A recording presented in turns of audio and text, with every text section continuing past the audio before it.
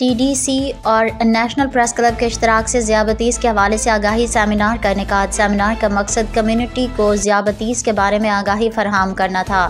اسلام آباد صدیر احمد کیانی ذیابیطس centre T D C نے نیشنل پریس کلب اسلام آباد کے تعاون سے عالمی ذیابیطس ڈے 2024 کے موقع پر اپنے مرکز میں ایک آگاہی سیمینار کا انعقاد کیا۔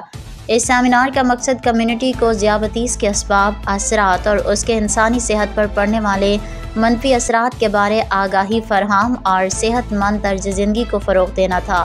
چیف آپریٹنگ آفیسر ذیابیطس سینٹر ڈاکٹر ساجد محمود اشرف نے سیشن کا آغاز کرتے ہوئے کہا کہ انٹرنیشنل ذیابیطس فیڈریشن کے مطابق صرف پاکستان میں تقریباً 33 ملین جبکہ دنیا بھر میں 537 ملین لوگ ذیابیطس کا شکار ہیں۔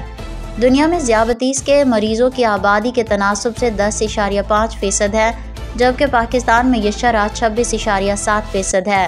یہ بڑھتا ہوا مسئلہ فوری توجہ کا طلبگار ہے کیونکہ اس کے اثرات انسان کی صحت، خاندانوں اور ملک کی صحت کے نظام پر گہرے اثرات مرتب کر رہے ہیں۔ انہوں نے ذیابیطس سینٹر کے چیئرمین ڈاکٹر اسجد حمید کی زندگی بھر کی کوششوں کا ذکر کرتے ہوئے کہا کہ ذیابیطس سینٹر کا مقصد آگاہی اور ضروری علاج فراہم کرنا اور آخرکار ایسے پاکستان کی تشکیل ہے جہاں ذیابیطس قابو میں ہو۔ انہوں نے مزید کہا کہ پوری دنیا میں ایک سال میں 1.5 ملین لوگ شوگر کی پیچیدگیوں سے مر جاتے ہیں، جبکہ صرف پاکستان میں ان کی شرح 5.35% ہے، اور افسوسناک بات یہ ہے کہ یہ تعداد دنیا میں سب سے زیادہ ہے۔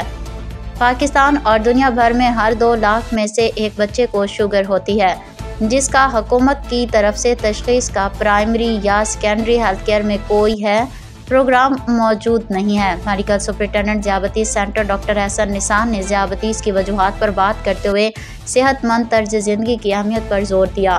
انہوں نے کہا کہ ذیابیطس کو مناسب طرز زندگی اختیار کر کے روکا جا سکتا ہے۔ معلومات حاصل کرنے کا موقع ملا۔ ذیابیطس سینٹر اور نیشنل پریس کلب اسلام آباد کے تعاون نے ذیابیطس کے بارے میں آگاہی پھیلانے اور افراد کو صحت مند زندگی گزارنے کے لیے درکار معلومات فراہم کرنے کی اہمیت کو اجاگر کیا۔ قبل ازیں ٹی ڈی سی کے ہیڈ آف مارکیٹنگ مس نوین نے ٹی ڈی سی کے سسٹم کے حوالے سے صدر این پی سی اور میڈیا نمائندگان کو بریف کیا۔